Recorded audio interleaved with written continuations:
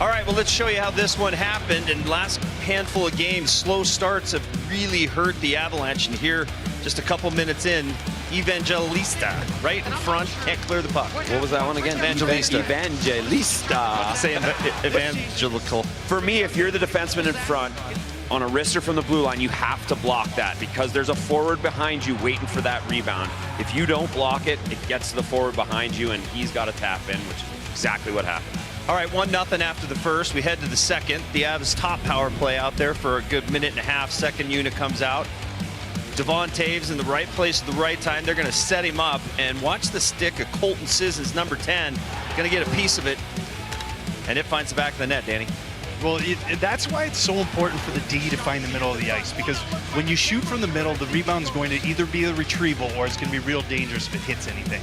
So that's why you always see power plays set up in the middle of the ice instead of off the kilter, because if you miss that shot and it goes out of the zone, you're wasting time. So Taves, very smart player, great shooter. That's what Riker, that created a buzz, and the guys were snapping pucks. They were finding lanes. This one saved by Saros, but that really created energy. Well, just a tremendous 2 minutes of sheer offensive zone presence, wrist shots, things happening in front. Just everything good, but no goal for me to really talk about, so I got the shaft on this highlight.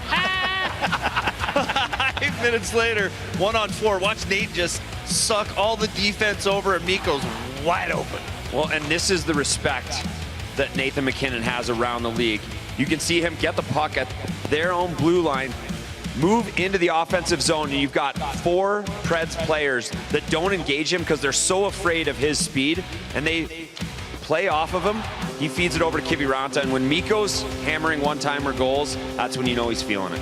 All right, so they had a 2-1 lead heading to the third. This is just a great play by Roman Josi. Avs failed to clear the zone, and Josi's just going to kind of dangle, and Colton Sissons has a lane. Yeah, Josi's special. He's up there with Makar. When you watch him every single day, this is just an average play for him. And Sis just goes to the net. He's one of those guys that he's always going to be in zone 1, looking for rebounds and stuff. So you don't see a lot of pretty goals from him, but when Josi's setting you up, they end up pretty. All right, Riker, you get this one too. This was the Phantom penalty. Walk us through it.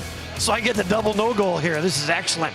So McCarron's 6'6". Now I know he eats the dasher board barely, but I thought, was it Lauser? Kiefer made a good point. It's a secondary reaction, so he's trying to call or get the call, but I'm a little surprised that he did lay on the ice, because that is hockey code. You got to be hurt. Borderline stretcher, at least a concussion. Missed a half a not shift. Play your next shift. So the whole thing, watch this, it's shoulder. Yeah, I know he kisses. He makes out with the dasher board right there. Well, I had a thought there. I'm going to save that for later.